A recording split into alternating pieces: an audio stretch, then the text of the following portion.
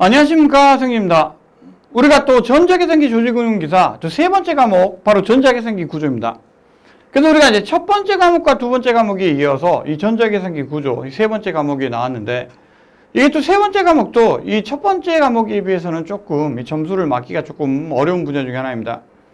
그래서 기본적으로 어떤 문제들이 있는지를 좀 제가 보고 그리고 한번 또 보도록 하겠습니다. 그래서 여러분들이 이 기출 문제들이 이 문제은행식으로 보통 이제 기사나 이 기능사들이 구성이 되기 때문에 자주 나옵니다. 그래서 유형을 좀 분석을 하고요.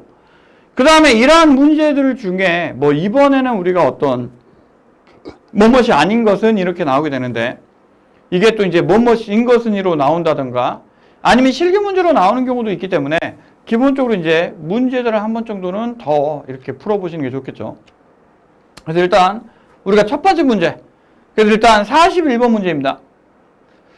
그래서 중앙처리장치, CPU라고 보통 부르는 장치인데, 이 장치의 구성요소 중에 그러니까 여러 개의 구성요소가 있죠. 뭐 캐시라든가 ALU라든가 아니면 우리가 어떤 뭐 입출력을 컨트롤하는 컨트롤 장치라든가 여러 가지가 있는데, 그 중에 연산장치에 속하지 않는 것은 무엇이냐?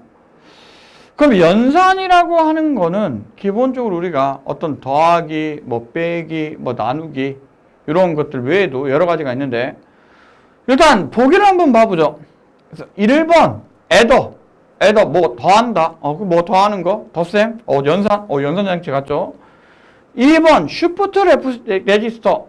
그래서 우리가 쉬프트 레지스터는 비트 연산을 할 때 사용을 하는데, 어떤 비트를 왼쪽으로 밀거나 우리가 오른쪽으로 미는 거.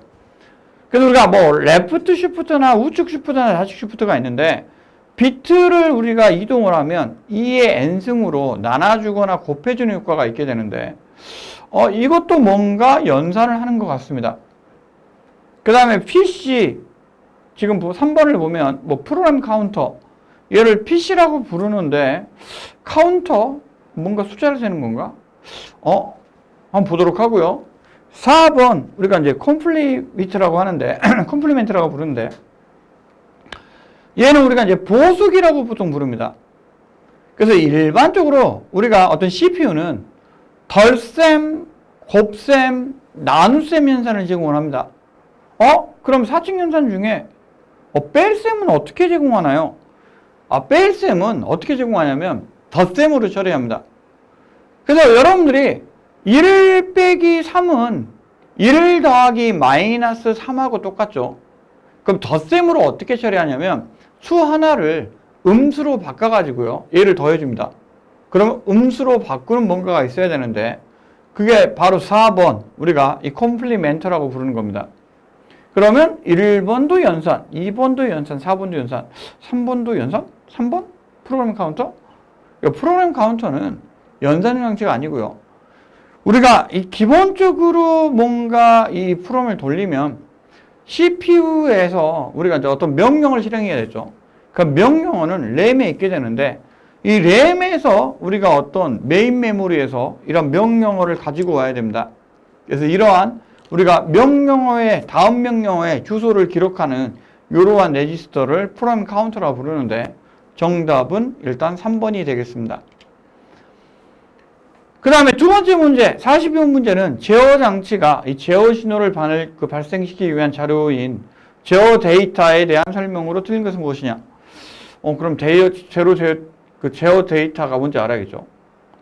그래서 일단 1번 보기를 보면 메이저 스테이트 상태의 변천을 처리하는 제어하는 데이터이다.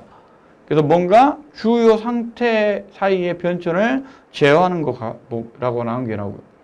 두 번째, CPU에서 제어점을 제어하는 데이터이다. 세 번째, 인스트럭션 수행 순서를 결정해 필요한 제어 데이터이다. 네 번째, 우리가 수치 연산을 위한 데이터이다. 그러면 뭔가는 제어하고 관련이 있는데 하나 뭔가 좀 이상한 게 있죠. 그래서 우리가 수치 연산을 위한 데이터는 산술 연산을 위한 데이터이지, 얘가 제어 데이터는 조금 거리가 멀죠. 그래서 제어 데이터는 제어 장치가 이 제어 신호를 발생하는 장치로 CPU가 특정한 어떤 메이저 상태, 주요 상태에서와 어떤 타이밍 스테이트, 그래서 타이밍의 상태에 있을 때 제어 자료에 따라서 우리가 제어 규칙에 의해 제어 신호를 발생하게 되는데 어떤 제어와 관련되어 있는 데이터. 그래서 1번, 2번, 3번은 제어랑 관련이 있는데 4번은 수학 계산과 관련이 있으니까 4번이 되겠습니다. 그 다음에 43번 문제는 다음 중 1주소 명령 형식을 따르는 마이크로의 우리가 멀티플렉스, 그러니까 곱하기 A를 가장 바르게 설명한 것은 무엇이냐? 보기에는 M, 제곱 A는 우리가 기억 장소에 A번지의 내용을 의미한다라고 되어 있죠. 그래서 곱하기니까 기본적으로 뭔가 곱셈 연산이 들어갈 겁니다. 그래서 MA가 일단은 들어가야 되는데 1번, 2번, 3번, 4번 다 들어갔네요. 근데 4번은 뭔가 AC가 MA로 들어가는 것 같죠. 그럼 AC를 MA에 저장을 하는 거니까 얘는 MUL, 그래서 곱셈이 아니라 뭔가 대입하는 것 같고 그 다음에 3번은 반대로 M의 A를 AC로 대입을 하는 거니까 얘도 그냥 대입을 하는 것 같습니다. 그럼 곱셈이 들어가는 거는 1번과 2번일 텐데 기본적으로 1비트는 1주소는 자기 자신에게 뭔가를 해야 됩니다. 그래서 1번은 자기 자신한테 뭔가를 곱해서 자기 자신이 저장하고 2번은 R2를 M에 곱해서 R1이라고 하는 곳에 저장을 하게 되는데 그러면 여기서의 우리가 정답은 1번이 되겠습니다. 연산이 되는 두 개 중에 하나만 표현을 하고 나머지는 누상기를 이용을 하는 게 바로 1주소 명령 형식이 되겠습니다. 동작 방식은 주기억장치 내의 데이터와 AC 내 연산으로 이루어지며 연산 결과를 AC에 저장을 하게 되는데 AC가 어큐뮬레이터, 그래서 연산의 중간값을 저장하는 이러한 레지스터를 AC라고 부르는데 1번이 바로 정답이 되겠죠. 그 다음에 44번 문제는 우리가 컴퓨터 시스템에 예기치 않은 일이 발생했을 때 CPU가 하던 일을 멈추고 문제점을 신속하게 처리한 후에 하던 일을 다시 수행하는 방식을 우리가 앞에서 나왔었죠. 얘를 인터럽트라고 합니다. 그래서 인터페이스는 서로 다른 두 개의 시스템, 두 개 이상의 장치들 사이에서 어떤 정보와 신호를 주고받는 경우에 적점이나 경계면 이런 걸 의미하게 되고요. 제어 장치는 뭔가 제어하는 장치를 제어 장치라고 부릅니다.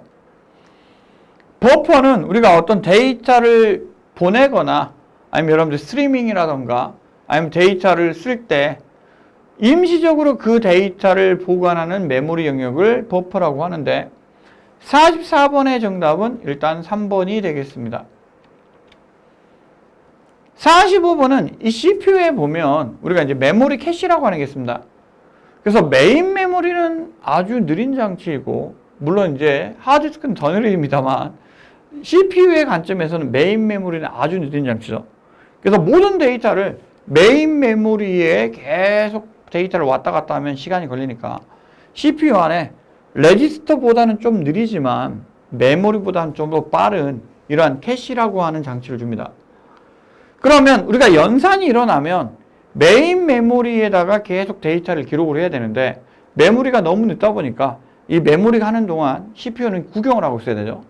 그래서 캐시에다가 쓰게 되는데 이 캐시에 쓸 때 라이트 스루와 라이트 백 방식이라고 하는 게 있습니다. 그래서 라이트 스루 방식에 대한 문제가 되는데 일단 라이트 스루 방식을 뭔지 알아야 되는데 일단은 보기를 보면 쓰기 동작에 걸리는 시간이 길다. 읽기 동작에 걸리는 시간이 길다. 하드웨어가 복잡하다. 그 다음에 주기억장치의 내용이 무효인 경우가 있다라고 되어 있는데 일단 읽기 동작을 빠르게 하기 위해서 캐시를 뒀기 때문에 일단 2번은 아닐 것 같습니다. 그렇죠?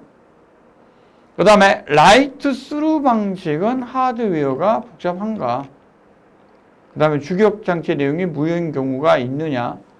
여기에 문제는 일단 쓰기 방식입니다. 쓰기 동작이 일단 걸리는 시간이 길다는 거죠. 그래서 CPU가 데이터를 사용하면 캐시에 저장이 되는데 데이터가 캐시가 되는 동시에 주기억장치나 디스크에다가 스루니까 같이 뭔가 하는 이러한 방식의 데이터 구조가 라이트 스루입니다. 그래서 메모리와 우리가 캐시를 동시에 둘 다 업데이트를 하는데 그러니까 시간이 많이 걸리겠죠, 쓰는데. 그래서 캐시와 메모리를 동시에 쓰기 때문에 주기억 장치의 내용이 무효가 되는 경우는 없겠죠. 대신에 라이트백 같은 경우에는 캐시에다가 먼저 써놓고 나중에 얘를 주기억 장치에다가 적용해야 되는데, 주기억 장치가 적용이 되기 전까지는 캐시백 같은 경우 무효인 상태가 됩니다. 그래서 4번은 캐시백이 문제가 되고요.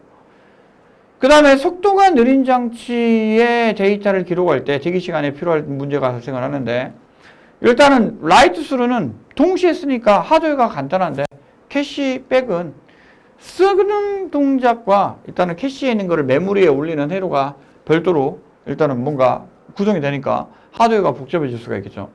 그래서 기본적으로 3번, 4번은 라이트, 백에 대한 거고, 1번이 바로 라이트 스루 방식의 단점이 되겠습니다. 그 다음에 46번째 문제는 시스크와 리스크 방식에 대한 설명입니다. 그래서 시스크는 컴플렉스 인스트럭션, 그래서 뭔가 명령어가 복잡하게 되어 있는데, 일단 복잡하지만 한꺼번에 하나의 명령어로 우리가 좀 복잡한 명령을 실행할 수가 있고, 리스크는 리듀스드 인스트럭션 셋, 그래서 명령어를 단순하게 만들었는데 우리가 하나의 그 좀 긴 명령은 여러 개의 인스트럭션으로 사용을 해야 됩니다. 그래서 보기를 보면 시스크는 명령어 주소 지정 방식을 보다 복잡하게 하여 풍부한 기능을 소유하게 하고, 복잡하다 그랬죠, 컴플렉스가. 리스크는 아주 간단한 명령을 가르고 매우 빠르게 일단 동작하도록 한다. 2번, 시스크는 거의 모든 명령어가 레지스터를 대상으로 하여 메모리 접근을 최소화하고, 리스크는 명령어의 처리 속도를 증가하기 위해 독특한 형태의 다기능을 지원하는 메모리와 레지스터를 대상으로 한다. 먼저 한번 또 봐야 될 것 같고요. 그 다음에 3번, 리스크의 명령어 수가 시스크에 비해 비교적 적은 편이고, 명령어 형식도 최소한으로 줄였다. 리스크가 말 그대로 줄였다는 거죠. 리듀스드가 맞고요. 4번, 시스크는 데이터의 경로가 메모리부터 레지스터, ALU, 보스로 연결되는 등 다양하고, 리스크는 데이터의 경로의 사이클을 단위로하여 사이클 타임을 최소화한다. 그래서 뭐 보면 기본적으로 또 우리가 어떤 속도를 빠르게끔 하기 위해서 만든 게 리스크인데, 이러한 식으로를 통해서 속도를 빠르게 할 수 있습니다. 그래서 기본적으로 우리가 정답은 2번이 될 텐데, 여러분들이 이러한 리스크와 이 시스크의 차이점에 대해서 일단 한 번 정도는 보셔야 될 것 같습니다. 그 다음에 47번 문제는 256 곱하기 8의 램 소자를 이용해서 4kB의 메모리를 구성할 때 필요한 램의 개수는 무엇인가? 그래서 4kB는 4 곱하기 1024가 되겠죠. 그래서 킬로바이트가 되는데, 256 곱하기 8이라고 하면 256이니까 256바이트가 아니라 256비트가 됩니다. 그래서 256 곱하기 8을 내야 256바이트가 되겠죠. 그런데 256짜리 바이트를 4기가를 만들려면 기본적으로 우리가 뭐 4 곱하기 1024 나누기 256을 하시면 될 텐데, 그러면 정답은 우리가 16개의 램이 있어야 4kB의 메모리를 구성하실 수가 있겠습니다. 그래서 기본적으로 요 256 곱하기 8이 비트를 의미하느냐 바이트를 의미하느냐에 따라서 여러분들이 뭔가 이 계산이 틀려질 수가 있게 되는데, 기본적으로 비트니까 우리가 바이트로 구성할 때는 8을 곱해줘야 된다는 것을 여러분들이 기억을 하시면 되겠죠. 그 다음에 반가상기에서 입력을 XY라고 할 때 출력 부분의 캐리값은 무엇이냐. 그래서 우리가 전가상기, 바상가상기 이런 것들이 나오게 되는데, 일단은 출력 부분에 합과 가산이 더하는 거죠. 캐리는 우리가 자리올림이라고 하는데, 자리올림과 관련된 값이 있을 겁니다. 그래서 1, 0, 0 우리가 보통 이진수로 계산하니까 0, 0을 더하면 0이 나오고, 그 다음에 0, 1을 더하면 1이 나오고, 1을 0을 더하면 0이 1이 나오고, 1, 2를 더하면 1, 0이 나와야죠. 그래서 1, 2를 더하면 인데, 우리가 기본적으로 이런 식으로 표현할 수가 있습니다. 그래서 x, y가 있을 때 0, 0이면 둘 다 0, 0이고 0, 1이면 sum은 1이고 carry는 0이죠. 그 다음에 1, 0일 때는 sum은 1이고 carry는 0인데 일단 1, 1일 때는 0, 1 그래서 sum은 0이 되니까 sum은 딱 보시면 둘 중에 하나만 1이고 둘 다 같은 값이면 0이 나오는데 얘는 exclusive or를 이용해서 표현할 수가 있고 carry는 일단 둘 다 1일 때만 1이니까 우리가 이거는 뭐예요? or는 둘 중에 하나만 1이어도 1이고 and는 둘 다 1일 때만 1이죠. 그래서 둘 다 곱하였을 때 1이 나오는 곱셈. 그래서 1번이 정답이 되겠습니다. 그 다음에 49번을 보면 곱셈과 나눗셈을 수행할 때 사용하는 연산은 무엇인가? 그래서 보면 논리 쉬프트, 산술 쉬프트, add, 그 다음에 rotate가 있는데 add는 뭔가 더하는 것 같고 rotation은 뭔가 회전을 하는 것 같죠. 그 다음에 논리적 쉬프트는 우리가 true, false 같은 것 같고 산술 쉬프트는 기본적으로 숫자를 이용하는 건데 우리가 왼쪽으로 이동하거나 오른쪽으로 이동하면 2의 n승을 곱해주거나 2의 n승으로 나눠주는 효과가 있습니다. 그래서 연산장 중에 하나로 우리가 산술 쉬프트는 특수한 2의 거듭 제곱과 관련돼서 곱셈이나 나눗셈 연산할 때 이용을 하는데 논리 쉬프트는 제일 앞자리, 그래서 우리가 MSB, Most Significant Bit라고 보통 부르는데 우리가 이 숫자에서 제일 앞자리를 이용해서 양수와 음수로 표시합니다. 그래서 0이면 양수고 1이면 음수가 되는데 논리적 쉬프트는 우리가 제일 앞자리를 무시합니다만 산술 쉬프트는 제일 앞자리는 놔두고 나머지 자릿수만 이동을 시키죠. 그래서 양수가 음수가 되거나 음수가 양수가 되지 않도록 해주는데 그래서 49번의 정답은 산술적 쉬프트가 되겠습니다. 그 다음 50번 문제는 수직적 마이크로 명령어와 관련된 설명으로 틀린 건 무엇이냐? 그러면 수직적 마이크로 명령어가 무엇인지 조금 봐야 되는데 일단 보기를 보면 마이크로 명령어의 비트수가 감소된다. 2번 지역기억 장치의 용량을 줄일 수 있다. 3번 마이크로 명령어의 코드화된 비트를 해독하기 위한 지연이 발생한다. 4번 마이크로 명령어의 각 비트가 각 제어 신호에 대응되도록 하는 방식이다. 그럼 먼저 정답을 우리가 살펴보면 일단 정답은 4번입니다. 그래서 수직적 마이크로 명령어는 제어 신호를 생성할 때 수평적 마이크로 명령어와 수직적 마이크로 명령어가 있는데 수직적 마이크로 명령어는 코드화된 비트를 이용하여 마이크로 명령어의 각 기능을 구성을 한다. 기본적으로 우리가 이 코드화된 비트를 이용을 해서 일단은 우리가 기능을 구성하는데 각 비트가 각 제어 신호가 대응되도록 하는 방식이 아니라 우리가 이제 코드화된 비트를 이용하는 방식이 수직적 마이크로 비트 방식이죠.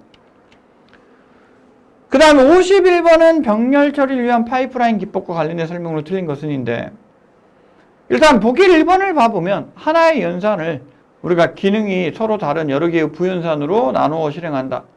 이 파이프라인 기법과 일단 관련이 있는지 한번 봐야 될 것 같고요. 2번 명령 호출 해독을 연속으로 수행하기 때문에 자원의 충돌이 발생할 수 없다라고 되어 있는데 뭔가 연속적으로 수행한다. 병렬 처리하고 이게 관련이 있어 보이는가 한번 우리 좀 봐야겠죠. 그 다음에 3번 파이프라인의 각 세그먼트는 부연산을 수행하는 시간이 서로 달라 벅록 현상이 발생할 수 있다. 그래서 일반적으로 우리가 어떤 연산에 따라서 수행되는 시간이 다르죠. 덧셈보다는 곱셈이 시간이 더 많이 걸릴 수가 있는데 이것도 한번 3번도 봐야 될 것 같고요. 4번 산술 파이프라인은 부동소수점 연산과 고동소수점 승산 같은 고속을 하기 위해서 사용이 된다라고 나와 있는데 정답은 2번이 되겠습니다. 그래서 우리가 여러 개가 동시에 수행이 되는 게 병렬 처리가 되는데 여러 개가 동시에 우리가 수행이 되게 되면 기본적으로 자월 충돌이라고 하는 게 발생할 수가 있습니다. 그래서 명령어 파이프라인은 명령을 이거 순차로 실행하는 프로세스에 적용되는 기술로 한 번에 하나의 명령어만 실행되는 게 아니라 하나의 명령어가 실행되는 도중에 다른 명령을 실행하는 식으로 여러 개의 명령이 동시에 수행이 되기 때문에 우리가 충돌 같은 게 발생할 수가 있죠. 그 다음에 52번을 보면 논리식 A 더하기 B와 A 더하기 C를 일단 곱한 거를 간략한 거는 무엇이냐인데, 그러면 일단은 식을 풀어가지고 우리가 한번 확인을 해봐야 될 겁니다. 그래서 식을 풀면 A 곱하기 A, 그 다음에 A 곱하기 C, 그 다음에 B 곱하기 A, B 곱하기 C가 되는데, 각각에 더하는 거를 우리가 이렇게 덧셈으로 이렇게 나열할 수가 있습니다. 그래서 AA, AC, BA를 보면 A라고 하는 게 있으니까 A에다가 ABC를 더하면 지금 ABC가 동시에 다 있으니까 얘는 그냥 A라고 표시할 수가 있죠. 그 다음에 뒤에 BC라고 하는 게 따로 있게 되는데, 그러면 우리가 A 더하기 일단 BC가 되겠습니다. 그래서 정답은 3번이 되는데, 기본적으로 여러분들이 이렇게 풀어보고 같이 들어가 있는 항을 묶어서 이렇게 제거하는 식으로 쓰게 되면 기본적으로 우리가 얘를 이렇게 간략화할 수가 있겠습니다. 그 다음에 53번을 보면 병렬 처리를 위한 컴퓨팅 시스템과 관련이 없는 것은 무엇이냐. 그래서 병렬 처리에 아까 파이프라이닝이라고 하는 게 있었죠. 그 다음에 CPU가 여러 개 이렇게 들어가 있는 거를 우리가 멀티 프로세서라고 합니다. 그래서 CPU가 여러 개 들어가 있으니까 각각의 CPU를 이용해서 우리가 병렬 처리가 가능할 겁니다. 그 다음에 배열 프로세서라고 하는 게 있는데, 일반적으로 배열 프로세서는 우리가 프로세서 안에 뭐 여러 개의 어떤 프로세서로 구성이 되어 있는 걸 의미하게 되는데, 얘도 멀티 프로세서와 마찬가지로, 그러니까 멀티 프로세서는 아예 CPU가 여러 개인 거고, 배열 프로세서는 하나의 CPU 안에 구성이 된 거니까 기본적으로 비슷하게 일단은 병렬 처리가 된다고 보시면 되는데, 뭐 매크로 프로세서는 이런 겁니다, 여러분들. 그래서 벡터 프로세서 또는 어레이 프로세서는 우리가 벡터라고 불리는 다수개의 데이터를 처리하는 명령을 가진 CPU. 근데 매크로 프로세서는 여러분들이 C 언어에 보면 기본적으로 매크로 있죠. 샵으로 붙여서 만드는. 그래서 우리가 이제 매크로 호출 부분에 매크로 프로그램을 삽입해서 확장한 원시 프로그램을 지원하게 되는데, 기본적으로 매크로를 의미하는 거지 병렬 처리하고는 이게 우리가 또 관계가 없는 그러한 내용이 되겠습니다. 그 다음에 54번 문제는 또 계산 문제가 나왔네요. 그래서 어떤 컴퓨터의 메인 프로세서가 하나의 페리티 비트를 포함하여 각각 17비트씩, 그럼 17비트 중에 하나가 뭐예요? 우리가 페리티 비트니까 16 더하기 1이 되겠죠. 그래서 256 워드로 구성이 되어 있을 때, 이 256 메가의 워드는 256은 우리가 기본적으로 2의 8승이 되고 메가가 2의 16승이 되죠. 그러니까 전체 메모리 비트를 저장하기 위한 최대 어드레스의 수는 무엇이냐? 그래서 17 더하기 8 더하기 16을 하면 우리가 몇이 나오나요? 기본적으로 28이 나오겠습니다. 그래서 16 더하기 16이면 32가 되고, 여기에 9를 더하면 뭐 기본적으로 이렇게 나오게 되는데, 여러분들이 요거는 이제 이렇게 보시면 되겠죠. 그래서 8 더하기 8도 이렇게 계산하시면 됩니다. 그 다음에 55번 보면 셀렉트 채널과 관련된 설명으로 틀린 것은 무엇이냐? 셀렉트는 뭔가를 선택한다고 하는 말인데, 버스트 방식으로 동작한다. 한 번에 한 블록만 전송한다. 하나의 입출력 장치를 독점해서 운영하는 우리가 형태로 볼 수가 있다. 그 다음에 주로 모니터나 이 프린터 같은 뭐 저속의 입출력 장치에 사용한다. 이런 것들이 나오는데, 기본적으로 셀렉트 채널은 고속의 입출력 장치에 접속해서 사용하는 겁니다. 그래서 하나를 딱 선택을 해가지고요, 얘하고만 통신을 주고받으면 속도가 엄청 빠르겠죠. 그래서 일반적으로 저속의 입출력 장치에 사용하지 않고 이 고속의 입출력 장치에 사용이 되기 때문에 기본적으로 정답은 4번이 되겠습니다. 그래서 우리가 이제 채널이라고 하는 거를 만들어 가지고 이 둘 사이에 우리가 입출력을 하고, 입출력이 끝나면 인터럽트 형식으로 이 프로세서한테 알려주게 되는데, 기본적으로 셀렉트 채널과 관계가 있는 설명은 지금 보시면 이 4번이 일단 되겠습니다. 그 다음에 56번을 보면 다음 조합의 논리 회로의 명칭은 무엇이냐? 이렇게 나와 있죠. 그래서 밑에 보시면은 지금 위에 A, B, A, B, A, B, A가 들어가 있고, 그 다음에 S라고 하는 게 나오고요. 그 다음에 C라고 하는 게 들어갑니다. 그래서 일단 1번을 보면 플립플롭. 플립플롭은 우리가 메모리를 보통 구성할 때 뭐 보통 많이 사용을 하고요. 그 다음에 2번은 4비트 비교기인데 두 개의 값을 비교를 하는 게 있고, 그 다음에 4번은 4비트 디코더이고, 3번은 4 곱하기 4 디코더이고, 4번은 4비트 병렬 가가삼기인데 기본적으로 요구의 정답은 일단 4비트 병렬 가가삼기가 되겠습니다.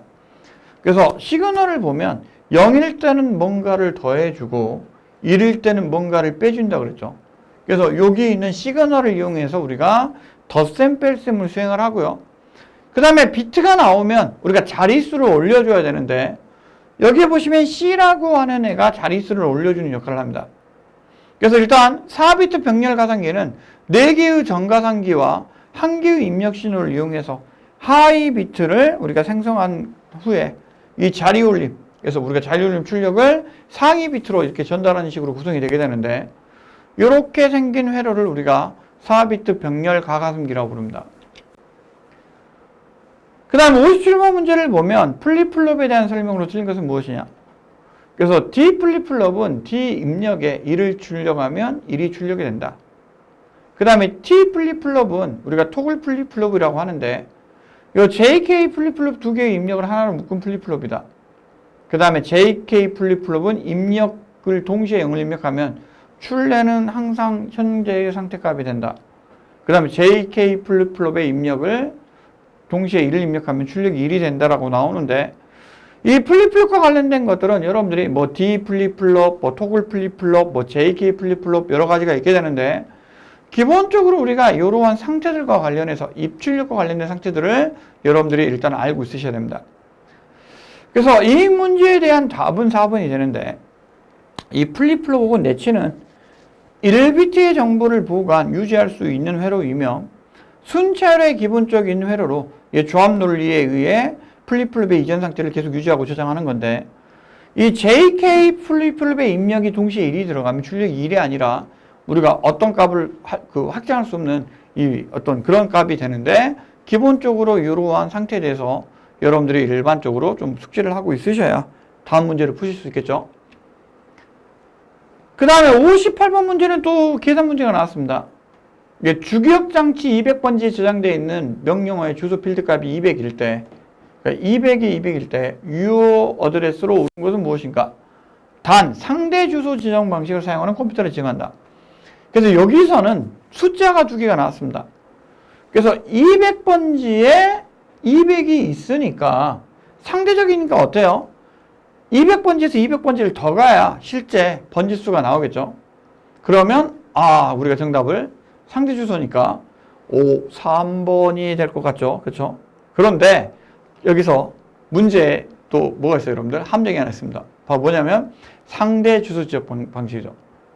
그래서 상대 주소 방식은 일단 값을 읽을 때 한 비트를 또 한 번지수를 이동을 하기 때문에 데이터를 읽으면 자동으로 1이 증가가 되니까 401번째 번지가 됩니다.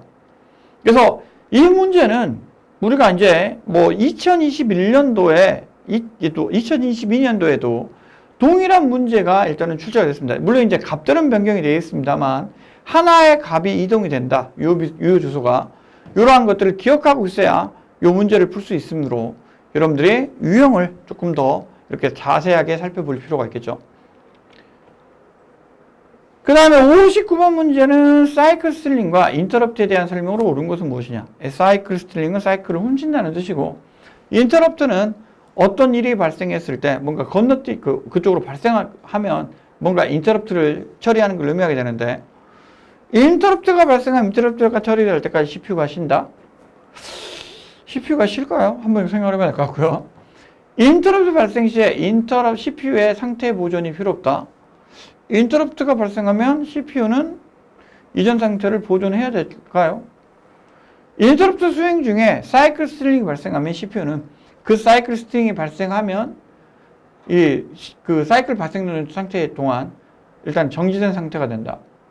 사이클 스틸링 발생 시에 CPU는 상태 보존이 필요하다가 나오는데, 지금 보시면은 뭐 우리가 이제 옳은 것을 찾는 거니까 여러분들이 기본적으로 맞는 정답을 찾으시면 되겠습니다. 정답은 3번이 되는데, 인터럽트가 발생하면 CPU는 인터럽트를 처리해야 되죠. CPU가 쉬지는 않고요.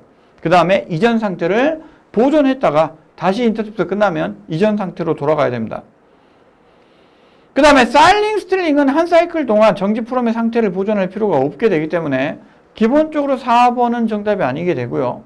인터럽트 수행 중에 사이클 스틸링이 발생하면 CPU는 그 사이클 스틸링이 발생하는 동안에 정지된 상태가 되는데 정답은 3번이 되겠습니다.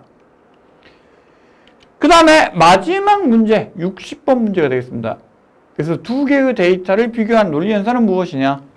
어셈블러는 아니고 뭐 기본적인 어떤 우리가 CPU에서도 동일하게 이용하는 건데, OR 연산은 둘 중에 하나만 1이어도 참인 거고, AND는 둘 다 1이어도 일단은 기본적으로 참이고, 그 다음에 XOR는 두 개가 같지 않으면 우리가 이제 뭐 비교를 하는 거고, NOT은 뭐죠? 우리가 기본적으로 NOT은 뭔가의 상태를 바꿔주는 걸 의미하죠. 그래서 비교를 할 때는 여기에서 XOR, 그래서 이게 같으냐 다르냐를 비교하게 되는데, 일단 기본적으로 XOR을 사용을 합니다. 그래서 우리가 여기까지 해서 이 전자계산기와 관련해서 여러분들이 이제 구조와 관련된 내용들을 봤는데, 뭐 기본적으로 여기에서도 많은 문제들이 나오기 때문에 여러분들이 반드시 숙지를 하셔야 되고요. 이 계산 문제 같은 것들은 여러분들이 어떤 식으로 풀어지는지 이런 것들을 또 확인하셔야 되겠습니다. 우리가 또 여기까지 보고요. 또 다음 시간에 뵙도록 하겠습니다. 예, 감사합니다.